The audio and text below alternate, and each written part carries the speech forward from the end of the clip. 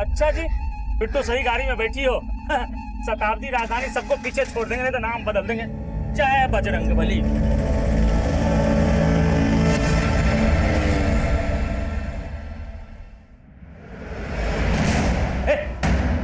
मेरे भाई की लाश कहाँ है?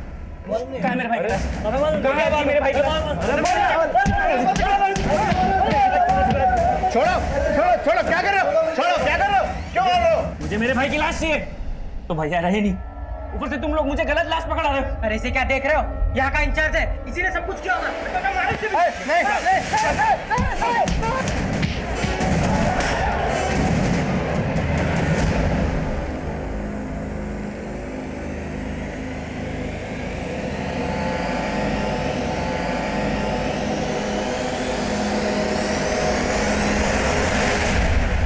सही में गुंडा लोग ने पगलेठी होगा।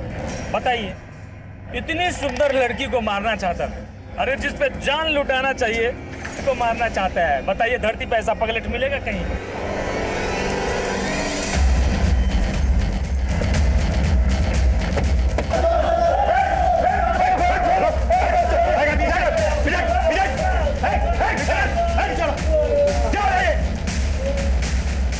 देखिए ना सर, ये लोग मारपीट कर रहे हैं। सर, इन्होंने मेरे भैया की लाश बदल दी। लाश बदल दी मतलब? सर, मेरे भैया नरेश का सोना रोड पे मर्डर हुआ था। मर्डर? हाँ साहब, एक टेम्पो उन्हें उड़ा के चला गया। पहले बोले डेथ एक्सीडेंटल है, और अब जब हम अंतिम संस्कार के लिए बॉडी लेने आए तो ये लोग हमें गलत बॉडी दे रहे हैं। विवेक, क्या कह रहा है तू? तेरे नरेश भैया जिंदा है।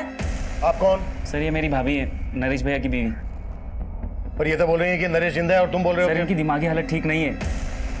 भाभी आप घर जाइए, मैं यहाँ सब निपटा के आता हूँ। एक मिनट, जट, आपको जो भी कहना है कहिए। साहब, हमारे साथ कोई मजाक कर रहा है। वो लाश नरेश जी की थी नहीं, तो हम कैसे मान लें कि वो मर गए हैं? सर, ये शिनाख्त के लिए नहीं गई थी। सोना पुलिस ने नरेश भैया की बॉडी मुझे दिखाई थी। भाभी ने उनकी बॉडी तब देखी जब हम उन्हें अंतिम संस्कार के लिए ले जाने आए। गलत बॉडी देख के भाभी को लग रहा है नरेश भैया जिंदा है। पर तू तो कह रहा है कि तेरे भैया का एक्सीडेंट नहीं हुआ था, मर्डर हुआ। किसी पर शक जताया था? हाँ, नरेश भैया ओवरसीयर थे। एक कॉन्ट्रैक्टर अपना प्रोजेक्ट पास करवाने के लिए उन्हें रिश्वत देने की कोशिश कर रहा था। उन्होंने उस कॉन्ट्रैक्टर के खिलाफ एक्शन लिया था। उसी ने मरवाया होगा नरेश भैया को। बस कर विवेक, तू। मैं कह रही हूँ तेरे भैया जिंदा है। अभी आप बीच-बीच में क्यों बोल रहे हैं? मैं बात कर रहा हूँ ना। तू बार बार अपनी भाभी को चुप क्यों करवा रहा है? कहीं ऐसा तो नहीं है कि ये सब तेरा ही झोल मोल है? सर, अब आप भी सोना पुलिस की जैसी बातें कर रहे हैं। मैंने उन्हें कहा था नरेश भैया का एक्सीडेंट जानबूझकर करवाया गया है, लेकिन उन्होंने मेरी बात नहीं मानी। और अब इन्होंने जब बॉडी बदल दी है तो आप इनको बचा रहे हो। हम किसी को नहीं बचा रहे हैं, समझा? क्या चक्कर है? क्या बोल रहे हैं? लाश बदल दी? सर, इन लोगों को गलतफहमी हुई है। 9 नंबर की लाश इनकी थी, इनको दे दी हमने। अरे नंबर से हमें क्या लेना देना? पीछे रह के बात कर। सर, हमारे भैया को पहचानेंगे नहीं क्या? उनकी बॉडी अंदर है ही नहीं, इन्होंने कहीं गायब कर दी। तेरे नरेश भैया का फोटो है तेरे पास? सिंह, इसका नाम, नंबर और एड्रेस ले लो। जाइए जाइए, आप लोग आप भी जाइए। जाइए जाइए। करण, सोना पुलिस से जाके पता करो कि ये एक्सीडेंट का क्या चक्कर है। मैं तब तक यहां पर देखता हूं कि ये लाश वास्तव में बदली गई थी क्या फिर कहानी कुछ और है। अच्छा हुआ कि चटाई गाड़ी में था, नहीं तो ये भी खरीदना पड़ जाता। करती कहा तुम? हम तेरे जैसों को हक देते हो, दिलाते हैं। सही में जब से तुम गाड़ी में बैठी हो ना, एकदम इम्प्रेस कर दिया हमको। अब कंट्रोल नहीं हो रहा है, अब हो जाए। पैक भी खत्म हो गया। अरे पागल हो गया क्या रे? समझा थोड़ा? क्या हुआ? पहले कपड़े तो उतार ले। और ये अब भी उतार लेते हैं हम कपड़ा।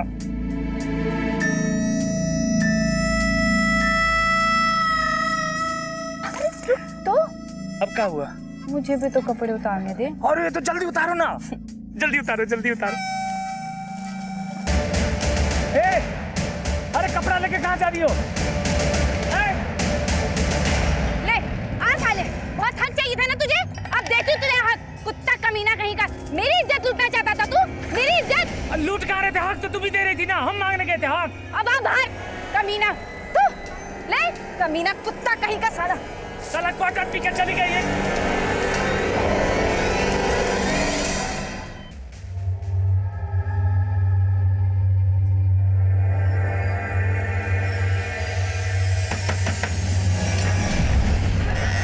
हाँ बोलिए। कौन है तू और मेरे घर में क्या कर रही है? ये मेरा घर है। ये मेरे पति का घर है। कहाँ है मेरा पति? चिंटू के पापा, चिंटू के पापा जरा बाहर निकलना।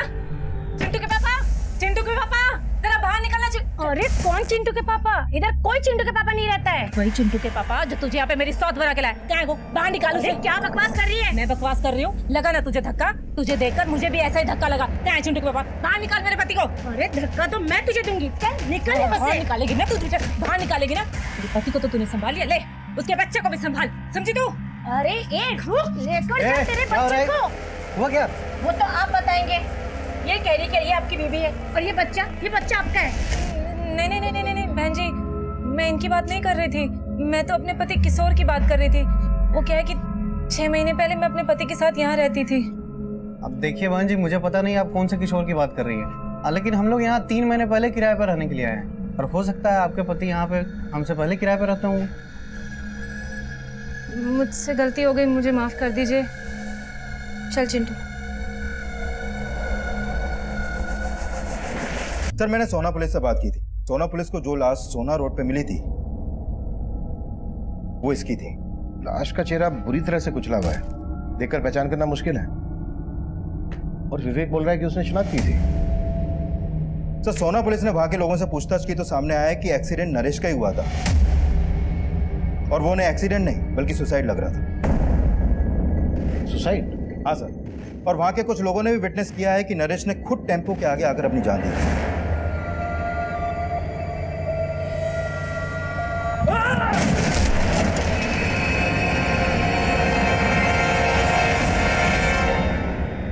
एक तरफ सोना पुलिस को कई ऐसे आई विटनेस मिले थे जिन्होंने नरेश को सुसाइड करते हुए देखा था, वहीं दूसरी तरफ नरेश का छोटा भाई विवेक बोल रहा था कि नरेश का मर्डर हुआ था और नरेश की पत्नी मालती का मानना था कि नरेश मरा ही नहीं, जिंदा है। और इन सब बातों के बीच नरेश की लाश बदले जाने का मामला हमारे सामने आया। इस केस में दोहरे मापदंडों को देखते हुए ये केस पूरी तरह से हमें सौंप दिया गया और हम सबसे पहले उस कॉन्ट्रैक्टर रिद्धेश सोलंकी से मिले जिस पर नरेश की हत्या करवाने का शक जताया जा रहा था। सर आप बेकार में मुझ पर शक कर रहे हैं। नरेश की मौत से मेरा कोई लेना देना नहीं है। हमने पता किया है, तुमने नरेश को रिश्वत ऑफर की थी अपना प्रोजेक्ट पास करवाने के लिए। सर हर कॉन्ट्रैक्टर ऐसा नहीं होता है। आप पहले नरेश के बारे में पता तो कीजिए। वो दिमाग से खिसका हुआ है, दिमाग की बीमारी की दवाई भी लेता था। अच्छा सर मैं झूठ नहीं बोल रहा हूँ, गुस्सा तो उसकी नाक पे चढ़ा रहता था और मैंने तो बस मिठाई का डब्बा उसको भेजा था। उसे लगा कि उस डिब्बे में पैसे हैं और बस इसीलिए उस प्रोजेक्ट से उसने मेरा पत्ता साफ कर दिया। और तुमने उसी को साफ कर दिया? सर ये आप क्या कह रहे हैं? वहां पर सभी लोगों ने देखा था कि उसने सुसाइड की थी और सर इस तरह आप मुझ पर ब्लेम नहीं कर सकते हैं। किसने क्या कहा, किस मकसद से कहा, ये हम इन्वेस्टिगेट कर रहे हैं और अगर कुछ भी मिला ना तेरे खिलाफ तो अगली मुलाकात रिमांड रूम में होगी और वहां पता चलेगा कि टॉर्चर क्या होता है। चल निकल चल। करण ये कह रहा है कि नरेश की दिमागी हालत ठीक नहीं है। नरेश का भाई विवेक कह रहा है कि उसकी भाभी की दिमागी हालत ठीक नहीं है। दोनों को दिमागी प्रॉब्लम। नरेश का हमें स्टेटमेंट ऑफ माइंड समझना होगा। नरेश के भाई विवेक पर भरोसा नहीं कर सकते। एक काम करो, नरेश की बीवी को थाने बुलाओ। सर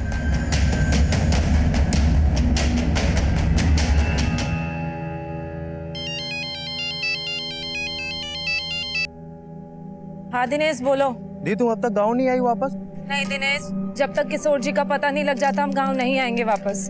अरे दीदी कोई फायदा नहीं है वहाँ रुकने का, जीजा जी अब मिलने वाले नहीं है। क्यों क्यों नहीं मिलने वाले? अरे दीदी उनने अपना पता बदल दिया और तुम्हें बताया तक नहीं। अब कैसे उन पर भरोसा कर सकती हो? मैं बोल रहा हूँ वो तुम्हें धोखा देके गायब हो गए। अब वहाँ भटकने का कोई फायदा नहीं है, चुपचाप गाँव वापस लौट आओ। देखो दिनेश, हम गांव वापस नहीं आएंगे और वैसे भी जहाँ किशोर जी काम करते हैं उस फैक्ट्री का हमें पता चल गया। हम वहीं जा रहे हैं उनके पास। दीदी हेलो मम्मी मुझे भूख लग रही है।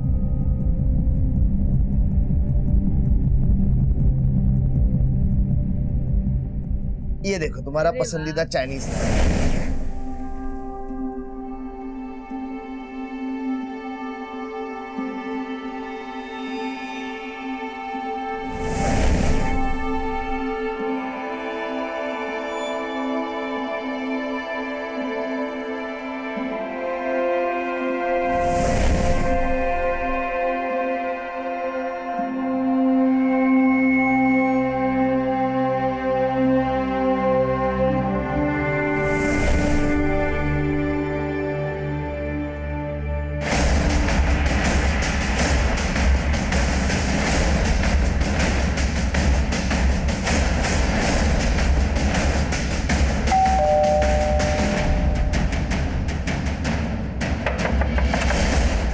दरवाजा खोलने में इतनी देर क्यों लगा दी?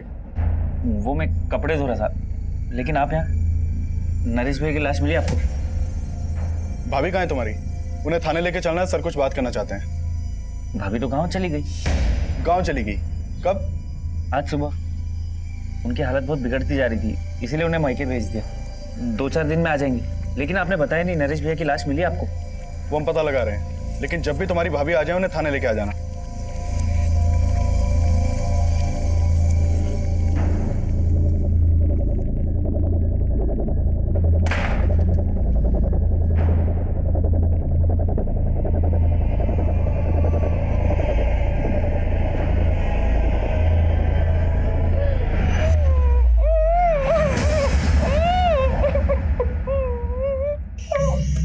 ज्यादा आवाज निकालने की कोशिश मत करो बाप, वरना भैया की तरह आपके भी प्राण निकल जाएंगे।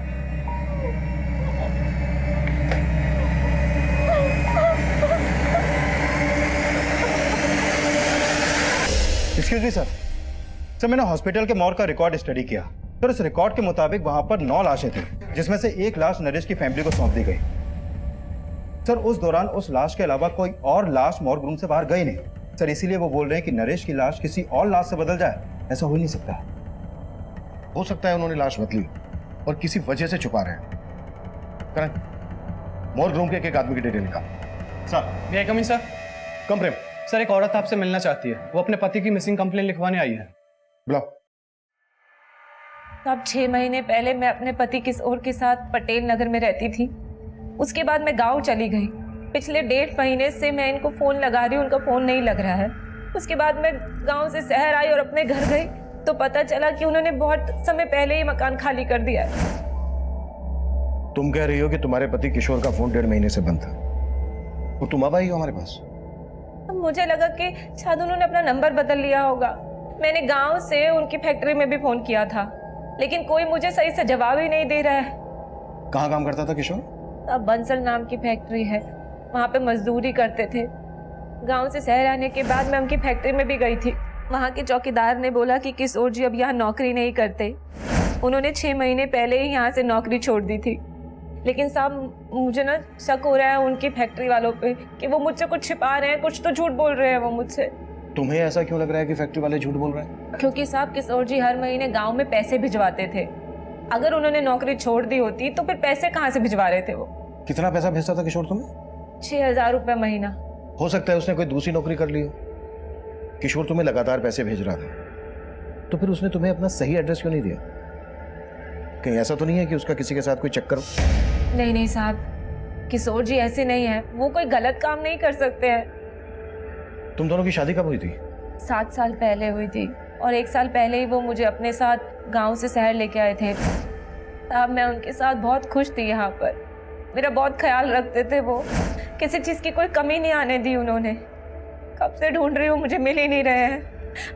आप उन्हें ढूंढ दीजिए ना साहब। हाँ ठीक है, तुम ऐसा करो, किशोर का हमें फ़ोन नंबर, जिस फैक्ट्री में वो काम करता था वहाँ का एड्रेस, जहाँ रहता था वो एड्रेस, ये सब हमें लिखवा दो। अपना नंबर भी लिखवा देना। ठीक है नंदी।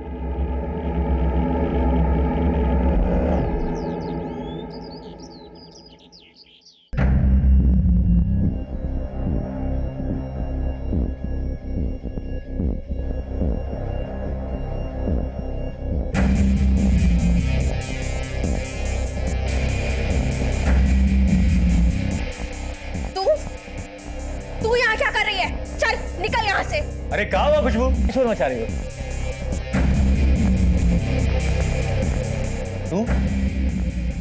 तू यहाँ क्या कर रही है?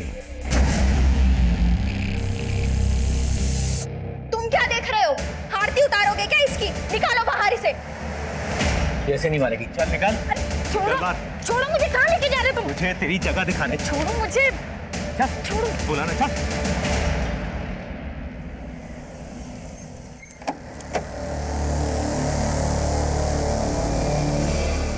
बंसल। जी, किशोर 6 महीने पहले तक मेरी फैक्ट्री में काम करता था, लेकिन फिर अचानक उसने काम छोड़ दिया। यहाँ से काम छोड़ने के बाद उसने कहाँ पर काम किया? अब ये तो मुझे पता नहीं, पर हाँ मेरे मैनेजर ने बताया कि वो अपनी आखिरी महीने की तनख्वाह भी लेकर नहीं गया। कितनी तनख्वाह थी उसकी? यही 6,000 रुपये, बाकी लेबर की तरह। 6,000 रुपये? इतने ही पैसे हर महीने वो अपनी बीवी को भेजता था, फिर अपना खर्चा कैसे चलाता होगा? तो वो बहुत जुगाड़ी आदमी था। जब वो पहले दिन मेरी फैक्ट्री में आया था ना काम करने के लिए, तो उसका पहनावा देखकर मैं मतलब हैरान हो गया था। Good morning sir. Good morning. कौन से डिपार्टमेंट से हो? सेठ जी, हम किशोर, आपका नया वर्कर, आज ही से ज्वाइन किया हूँ। मैं तो सोच रहा था कि मेरे मैनेजर ने उसे किसी दूसरे डिपार्टमेंट में रखा होगा, पर बाद में पता चला कि उसे काम की काफी जरूरत थी, तो वो यहाँ मजदूरी करने को भी तैयार हो गया। और थोड़े दिनों बाद उसने मेरी फैक्ट्री के साथ साथ दूसरी फैक्ट्रीज में लेबर सप्लाई का काम भी शुरू कर दिया। यहाँ किसी के साथ उसका कोई लड़ाई झगड़ा हुआ था? जी हाँ, लड़ाई तो हुई थी। एक पाठक नाम का आदमी था जो पहले मेरी और दूसरी फैक्ट्रीज में लेबर सप्लाई का काम करता था, पर जब से ये किशोर इस धंधे में कूदा तो पाठक का काम बैठ गया। तूने मेरे धंधे में हाथ डाल के अच्छा नहीं किया। अपना बोरिया बिस्तर उठा के जा, वरना मैं तेरी वरना क्या कर लेगा रे? क्या कर लेगा? चल निकल यहाँ से। मैं अभी नहीं डरता तेरी धमकियों से, समझा ना? तेरी ये मजाल देख, मैं तेरे को बताता। अबे चाकू ऐसे नहीं, ऐसे खोलते हैं। अब चला के दिखाओ कैसे चलाना है, दिखाओगे चला के? किशोर, पाठक, क्या हो रहा है पर? हाँ? सर, मैंने तो किशोर को बोला भी था कि वो पुलिस में कंप्लेन कर दे, पर उसने कोई एक्शन ही नहीं लिया। तो आपको लगता है पाठक किशोर के साथ कुछ कर सकता है? अब सर, मैं तो इसके बारे में कुछ बता नहीं सकता, ये तो आप पता कीजिए। पर सर, किशोर का इस तरह से गायब होना मुझे कुछ ठीक नहीं लग रहा है। ठीक है सर, इस बंसल की बातें भी कुछ अटपटी सी लग रही हैं। कहीं हमसे कुछ छुपा तो नहीं रहा? पता करो इसके बारे में, और फैक्ट्री के दूसरे स्टाफ से भी बात करो, और बंसल जिसका नाम ले रहा है पाठक, उससे भी मिलो। सर,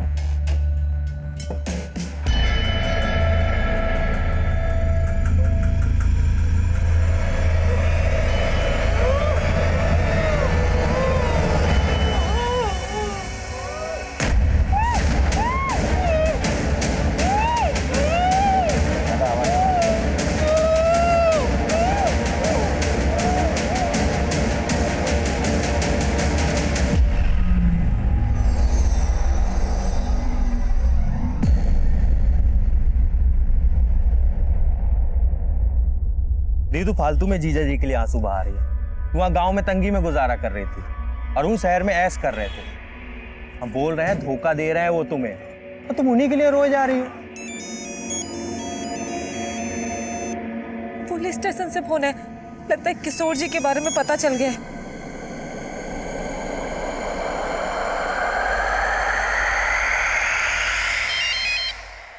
हाँ सिंह।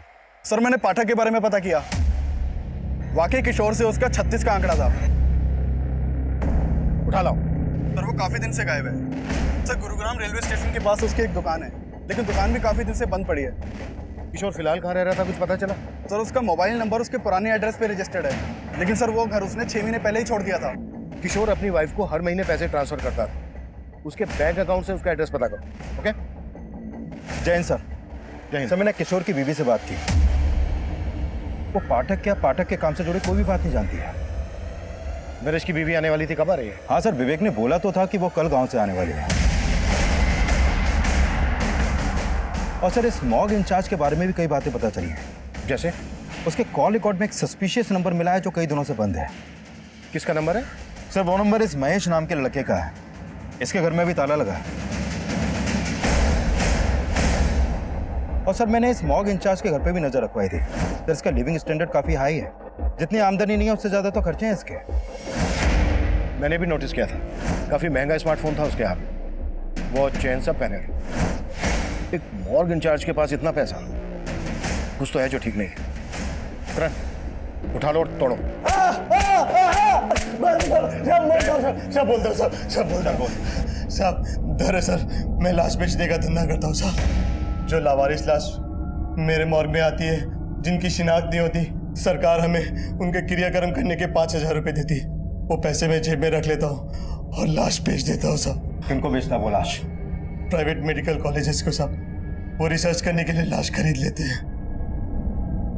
ये नरेश की लाश कहाँ है?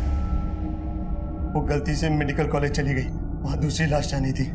कौन सी लाश? महेश नाम का एक लड़का है जो मुझे वो लाश सप्लाई करता है जिनका कोई रिकॉर्ड नहीं होता। कुछ दिनों पहले उसे एक लाश मिली थी जिसे मैंने 10,000 रुपए में खरीदा। महेश का मिलेगा अभी? सर, वो पता नहीं।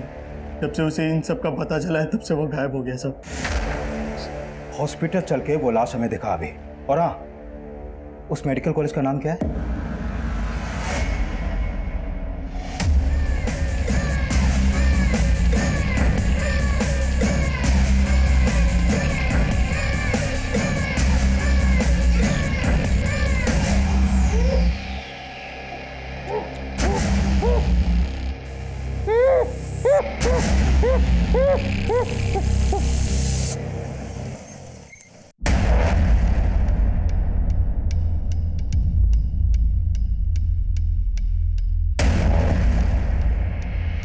सिंह, नरेश के भाई और नरेश की बीवी को शनाख्त के लिए बुला लो और यहाँ के डीन और इंचार्ज को थाने लेकर आओ। ठीक है सर। हाँ करण। सर, महेश ने जो लाश मॉर्ग इंचार्ज को दी थी मैंने उसको देखा अभी, तो मुझे लग रहा है ये लाश शायद किशोर की हो सकती है। What? सर बस मुझे लग रहा है, आई एम नॉट श्योर, क्योंकि इस लाश का चेहरा भी बुरी तरह बिगड़ा हुआ है, लेकिन इसकी कद काठी कुछ कुछ किशोर से मिलती है। तुरंत बायोमेट्रिक करके पता करो। और किशोर जहाँ रह रहा था पता चला? हाँ सर, उसका एक दूसरा एड्रेस मिला बैंक से। ठीक है, उसके एड्रेस पे जाके देखते हैं। मुझे एड्रेस मैसेज करो। सर, नरेश के भाई के नंबर पे कॉल किया, उसका नंबर नहीं लग रहा है। नरेश का भाई बोल रहा था कि उसकी भाभी गांव से आकर हमसे मिलने वाली थी, वो भी नहीं आई। सिंह, उसके घर जाके देखो। ठीक है सर। साहब, क्या हुआ? साहब उस लड़की ने मेरा जीना हराम कर दिया। कौन लड़की? साहब उसने मेरे घर से गहने जेवर सब चुरा लिए और मुझे बांध के भाग गई। अरे वो तो ठीक है, लेकिन ये बताओ कौन है वो लड़की? वो इनकी बेटी है सर, और वो कोई नहीं, वो मैं हूं। ये रहे वो गहने जो मैंने अपने ही घर से चुराए। मैंने इनको यहाँ भागते हुए देखा तो मैं भी यहाँ आ गई, क्योंकि इससे पहले ये मेरे खिलाफ कुछ बोले तो मैं अपनी बात आपके सामने रखूं। कोई बात नहीं साहब, चोर है तू, पकड़ लो साहब इसको। भागी नहीं जा रही हूँ मैं कहीं। सर पहले आप मेरी बात सुन लीजिए, अगर फिर भी लगे कि मैं गलत हूँ तो कर देना मुझे अंदर। ठीक है, बोलो। बेटी हूँ मैं इनकी, और इनकी जायदाद पर कानूनी मेरा भी अधिकार है, लेकिन इनके बेटे और इनकी बहू यानी मेरे भैया और भाभी मुझे मेरा हक देना ही नहीं चाहते। कहते बाप की संपत्ति में बेटी का कोई हक ही नहीं होता। और जब मैंने कहा कि मैं कोर्ट का दरवाजा खटखटाऊंगी तो मेरे इस बाप और जो घर में बैठा है भाई, इन दोनों ने मेरे साथ बहुत ज्यादती की।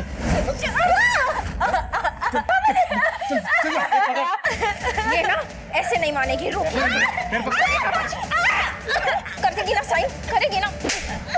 खोल खोल मुट्ठी, नहीं तो मैं तेरा हाथ ही काट डालूंगी आज। और जब मैंने कोर्ट जाने की बात की तो इन लोगों ने जबरदस्ती कागज पे मेरा अंगूठा लगवा लिया। देख संध्या, तू सही नहीं कर रही है। और तुम ठीक कर रहे हो। देखो, तुम किसी से जबरदस्ती नहीं कर सकते। तुम्हारे घर का मामला है, शांति से सुलझा लो, क्योंकि अगर हमने दखल दिया ना तो बहुत दिक्कत होगी तुम्हें, समझे?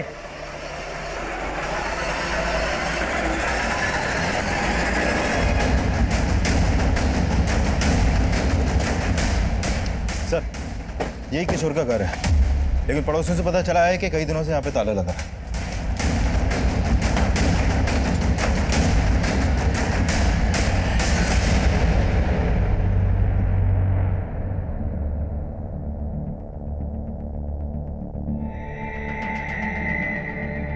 हाँ ठीक है, थैंक यू। सर, अंदर तो कुछ भी सस्पिशियस नहीं मिला। ये भी कम सस्पिशियस नहीं है कि जो आदमी 6 महीने पहले तक एक फैक्ट्री में मजदूर था, उसके बाद लेबर सप्लाई का काम करने लगा, वो इतने ठाठ से रहता हो। इस किशोर का करेक्टर को समझ में नहीं आ रहा है। शायद 2 नंबर का काम करता हो। किशोर की कुंडली निकालो और आसपास में भी पूछताछ करनी है।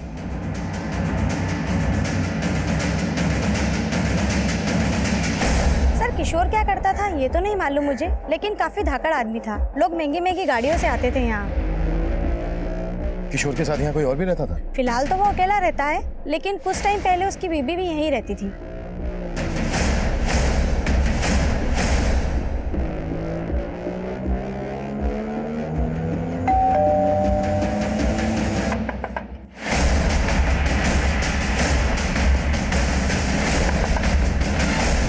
सर आप? ये हमेशा दरवाजा देर से क्यों खोलता है तू? तो तेरा फोन क्यों नहीं लग रहा है? सर शायद मेरे फोन की बैटरी डाउन हो गई होगी, मैं तो सो रहा था सर। अच्छा, भाभी कहाँ है तेरी? सर गांव से आ गई क्या? सर वो भाभी तो हरिद्वार चली गई भैया के आत्मा शांति की पूजा के लिए। अच्छा, आत्मा शांति की पूजा।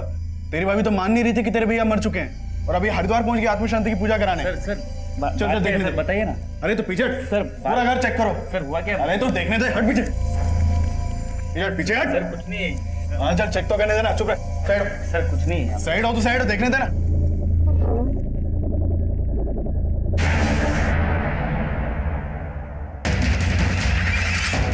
मालती, नंदिनी जल्दी आओ। पकड़ इसको।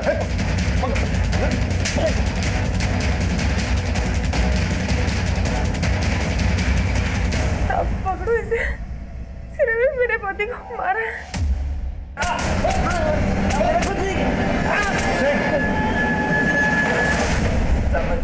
चल बोल। कुछ नहीं किया साहब। कुछ नहीं किया? साहब मैंने कुछ नहीं किया साहब, मैंने कुछ नहीं किया।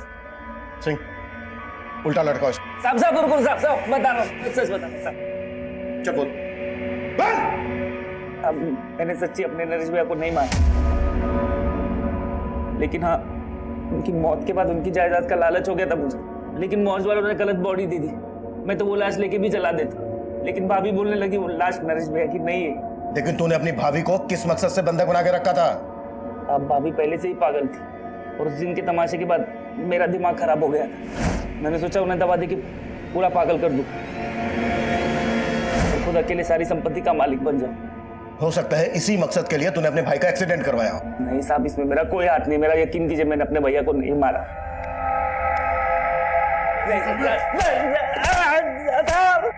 सर, हमने उस लाश का बायोमेट्रिक किया था। वो लाश किशोर की है और उसके आधार कार्ड पे उसके गांव का एड्रेस है। यानी अब यह कंफर्म हो गया है कि किशोर का मर्डर हुआ है, और वो लाश जो महेश ने मॉर्गन चार्ज को दी थी वो किशोर की थी। महेश के बारे में कुछ पता चला? सर, हमने अपने खबरियों को उसे ढूंढने के लिए लगाया हुआ है, और सर ये भी पता चला है कि किशोर की बीवी अब यहाँ नहीं है। वो कल अपने भाई के साथ गांव चली गई थी।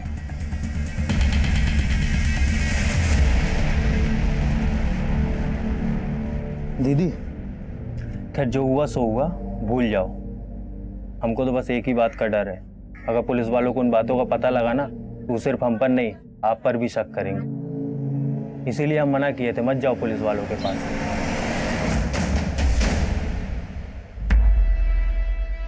अरे अरे कौन हो तुम लोग और अंदर कैसे घुसे चले आ रहे हो? अरे भाभी जी, इन्हें मैंने बुलवाया है। अरे मैंने सोचा अपने आने की खुशी में पूरे गांव वालों को भोज खिला दूं।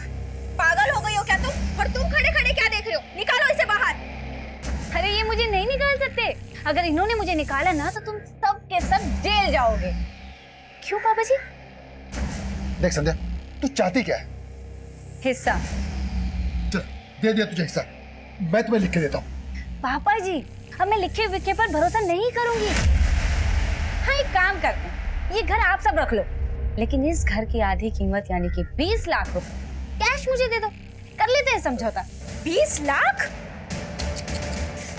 भाभी जी, अगर 20 लाख नहीं दिए ना तो कोर्ट कचहरी पुलिस ये सब। पापा जी, भाभी जी तो नहीं समझ रहे, लेकिन आप तो समझ रहे हैं ना।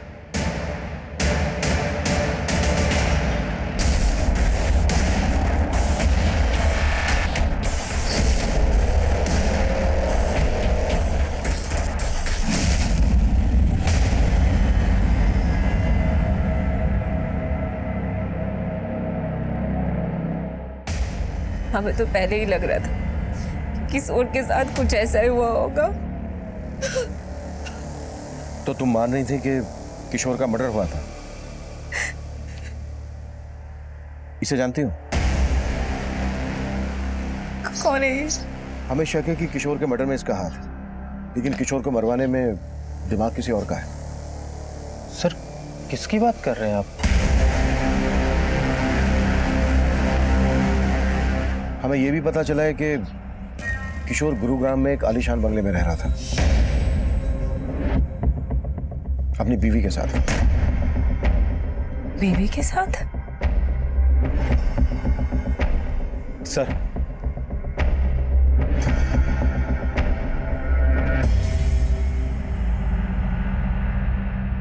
सर एक किशोर के बचपन का दोस्त है। इसने बताया है कि ललिता से शादी करने से 6 महीने पहले ही किशोर की किसी और लड़की से भी शादी हुई थी। हाँ साहब, वो उसके भाई किशोर से काफी नफरत पाल के बैठा था, तब उनके बीच में काफी मारपीट भी हुई। वो लड़की और उसका भाई अब कहाँ रहते हैं?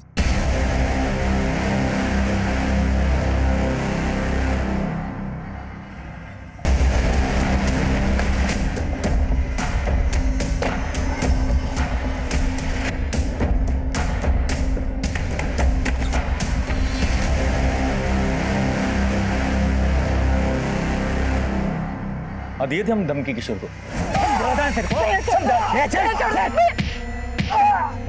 मेरी बहन से दूर रहना, मैंने जान से मारेंगे देखो। ये चल। उसके बावजूद वो हमारी बहन को भगा ले गया। लेकिन सर इस बात को सालों बीत चुके हैं, अब ये सब क्यों पूछ रहे हैं आप? क्योंकि किशोर का मर्डर हुआ और पता चला कि किशोर नहीं बल्कि तुम्हारी बहन संध्या उसको अपने साथ लेकर भागी थी और शहर जाकर किशोर को छोड़ के वो फिर से किसी और के साथ भाग गई। और अभी 6 महीने पहले वो वापस किशोर की जिंदगी में आई और अभी रिसेंटली उसको किशोर के साथ गुरुग्राम के एक घर में देखा गया। उसी के बाद हमें किशोर की लाश मिली। कहाँ है संध्या? सर हमें नहीं मालूम। मालूम नहीं है, कहीं छुपा के रखा है उसे। अरे सर हम क्यों छुपाएंगे, हम तो उल्टा उससे पीछे छुड़ाना चाहते थे। आई थी वो यहाँ, लेकिन 6 महीने पहले।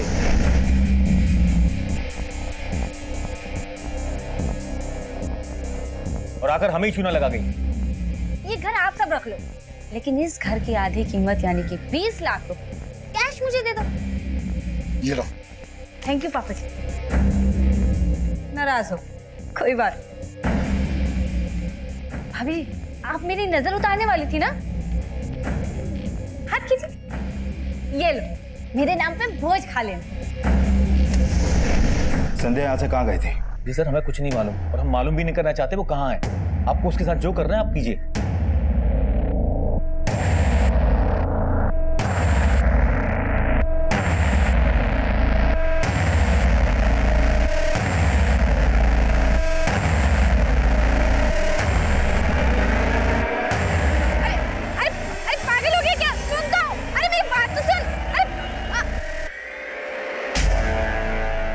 सर संध्या के भाई और फादर से उसका एक नंबर मिला था जो काफी दिनों से बंद है। हो सकता है उसने कोई नया नंबर ले लिया हो, और अगर उसने कोई नया नंबर लिया है तो किसी ना किसी सर्विस प्रोवाइडर को उसने अपना आईडी दिया होगा। करण, टेलीकॉम कंपनी को संध्या का अपडेट भेजो, शायद उसका कोई दूसरा नंबर सामने आ जाए। Right sir. किशोर की पहली पत्नी संध्या किशोर मर्डर केस में प्राइम सस्पेक्ट बनकर सामने आई, लेकिन किशोर के काम से जुड़े कई ऐसे सवाल थे जिनका जवाब हमें अभी भी नहीं मिला था। और किशोर का वो घर जो किशोर की हैसियत से काफी आलीशान था, उस घर में संध्या ही किशोर की पत्नी बनकर रह रही थी। लेकिन गांव वालों के बयान के मुताबिक संध्या ने किशोर को कई साल पहले ही छोड़ दिया था। ललिता के रहते संध्या का किशोर की जिंदगी में वापस आना, कहीं ना कहीं ललिता और उसके भाई दिनेश का इसमें किशोर को मारने का मोटिव तो नजर आ रहा था। लेकिन इतना भी साफ था कि किशोर की लाश उस मॉर्ग इंचार्ज को महेश नाम के एक लड़के ने बेची थी। और पाठक के गायब होने का रहस्य भी हमारी समझ में नहीं आ रहा था। हमने पाठक, महेश और संध्या को ढूंढने के लिए अपना खबरी नेटवर्क एक्टिव कर दिया और हमें जल्द ही महेश के सोनीपत में छुपे होने की टिप मिली।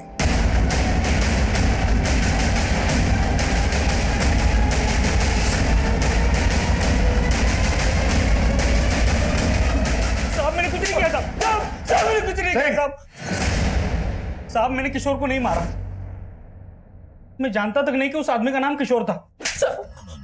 यकीन मानिए साहब, मुझे उसकी लाश मिल गई थी जो मैंने मॉर्ग इंचार्ज को भेज दी बस।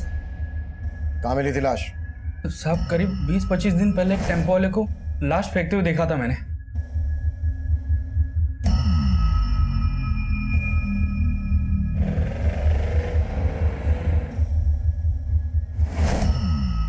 कौन था टेम्पो वाला? नंबर बोल टेम्पो का। साहब वो नंबर नहीं देख पाया, वहां पे बहुत अंधेरा था। ऐसे नहीं बोलेगा ये। कुटास! साहब मैं सच बोल रहा हूँ साहब, साहब मैं सच बोल रहा हूँ साहब, साहब साहब साहब मैं सच बोल रहा हूँ साहब।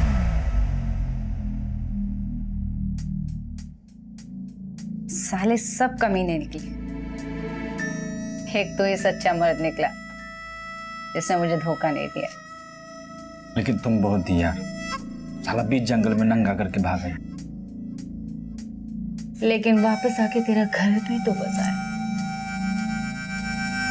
हाँ ठीक है, फाइल तैयार करो। ओके सर, एक मोबाइल सर्विस प्रोवाइडर ने संध्या के नाम एक नंबर अलॉट किया था। वो नंबर अभी सोनीपत में एक्टिव है।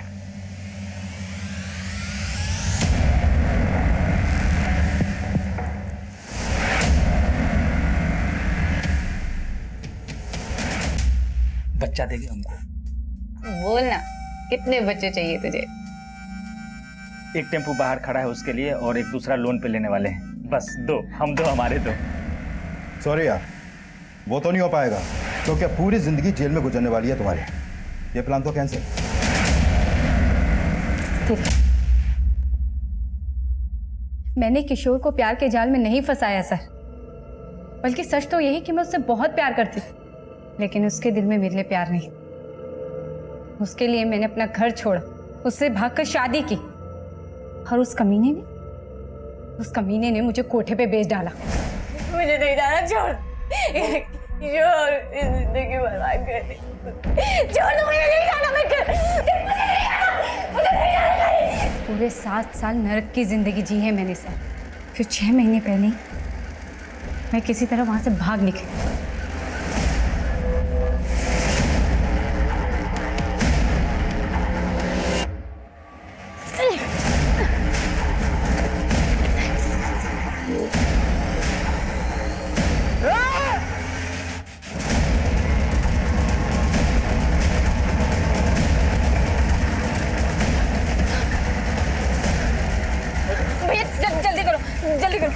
पूरी जिंदगी धोखे खाए हैं मैंने, लेकिन जीतू ने, उसने मुझे नई जिंदगी दी।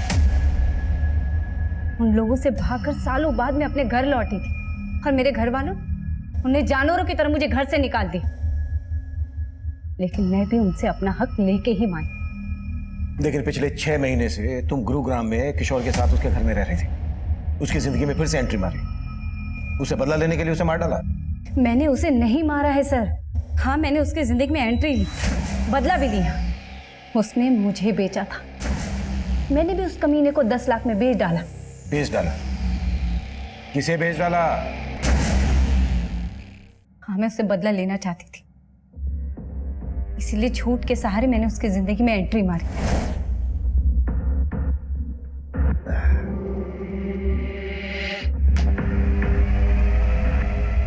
संध्या, रिया क्या कर रही है? तूने मेरी किस्मत बिगाड़ी थी ना, लेकिन मैं तेरी किस्मत संवार सकती हूँ। अच्छा? बोला उससे पति मत बन, डल्ला बन जा मेरा। और लालची इंसान तो गधे को भी बाप बना लेता है।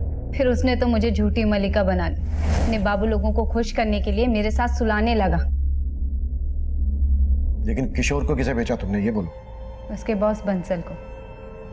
कायल था वो मेरा, लेकिन अब सहा नहीं जा रहा, बहुत हो गया। इसलिए एक दिन, बंसल जी, मेरी माँ की बहुत तबीयत खराब है, मुझे 10 लाख की बहुत ज़रूरत है, प्लीज़ कर दीजिए ना। अब इतने प्यार से बोलोगे तो इंतजाम तो करना पड़ेगा मेरी जान। आप कितने अच्छे हैं ना। और फिर बंसल मेरी बातों में आ गया।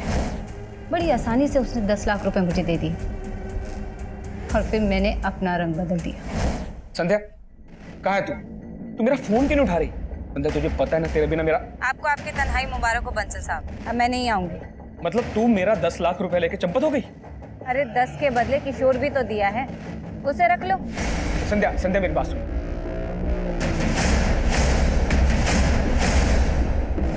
मुझे नहीं पता कि किशोर के साथ बंसल ने क्या किया।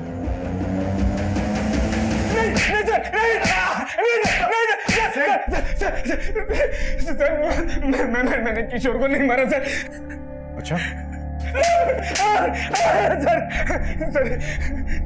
सर, उसकी बीवी मेरे 10 लाख रुपए लेके भाग गई थी सर, तो मैंने उसे अपना कुत्ता बना लिया था सर।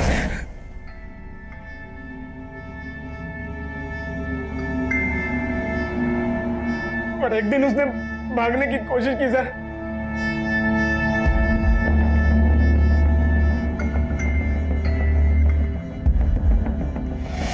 किशोर, किशोर,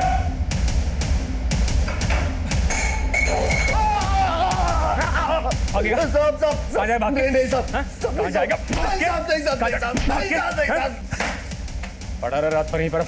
और सर, कुछ देर बाद मेरे आदमी ने आकर मुझे बताया कि किशोर मर गया है सर। नाम देखो, बुला के ला जा। और उसके बाद मैंने अपने एक और आदमी की मदद से किशोर का चेहरा खराब करवाया, और सर टेम्पो से उसे कहीं दूर डंप करवा दिया सर।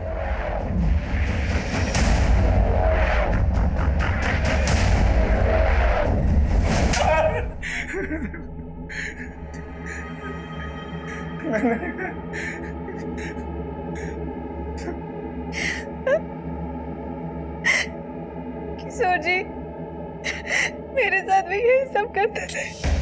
मुझे अपने दोस्त के साथ सुलाते थे वो।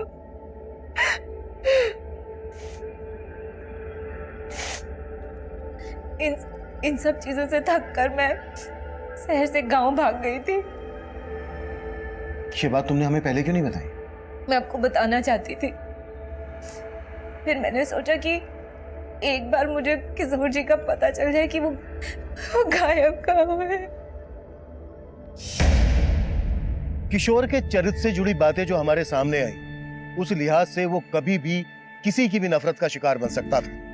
वो जो करता आ रहा था वो पूरी तरह से गैर कानूनी था, अनैतिक था। उसके द्वारा किए जा रहे अपराध हर मोड़ पर दस्तक दे रहे थे, लेकिन ललिता ने इन दस्तक को पूरी तरह से नजरअंदाज किया। वहीं दूसरी तरफ संध्या ने उसकी असलियत हमें बताने के बजाय खुद बदला लेने का फैसला किया, और अंजाम यह हुआ कि वो इस केस की विक्टिम होने के बावजूद अपनी जिंदगी को अपराध के रंग में रंग बैठी। अब मैं सीनियर इंस्पेक्टर अभिमन्यु जिंदल आप लोगों से विदा लेता हूं। आपसे फिर मुलाकात होगी एक नए केस के साथ। देखते रहिए क्राइम पेट्रोल दस्तक। मकसद बताना नहीं, बचाना है।